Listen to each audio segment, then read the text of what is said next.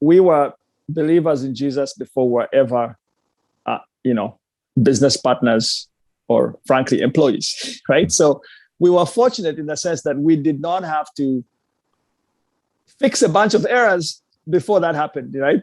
So some people do the second thing and then they got to do the first thing and they have to go back and kind of fix a bunch of errors. So we're fortunate in that regard.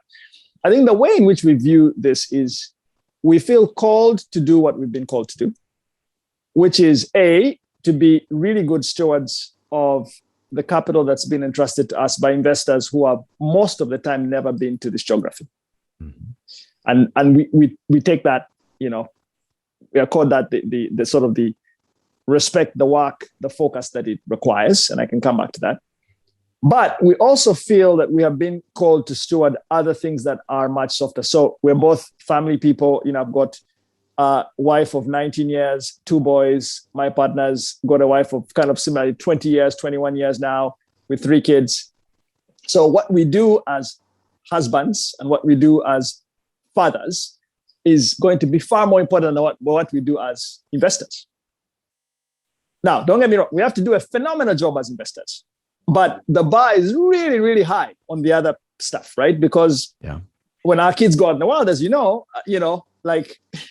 we hope we've done a good job when they go out in the world, right? Because then they can impact other people in a way that perhaps that we can't, okay? We're also stewards of our employees, right? Their families, how they see us operate, how they see, God infused in our business. And so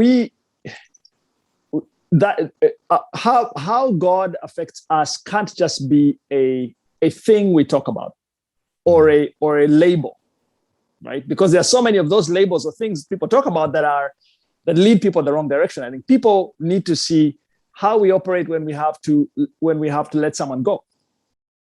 How we operate in crisis when we got into COVID. How did we operate in COVID? So if we believe in this God that's supposed to be in charge, and we're in this situation where no one seems to know what's going on, are we all panicked and have we lost track of what's going on?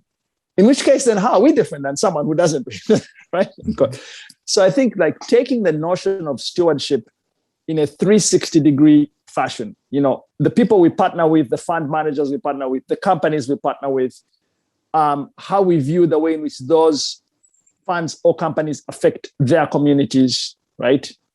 Yep. All of that comes into this kind of single term of stewardship. So I think to me, our work, what we try to do is, as much as possible, stay as close to God as we can, without which we couldn't possibly be half-decent stewards of all this stuff. Mm. And we feel like if we do that, and we can be, I won't even say phenomenal stewards, but just half-decent stewards, guided by Him, then I think we'll be okay, right? Yeah. And so that's how we think about that.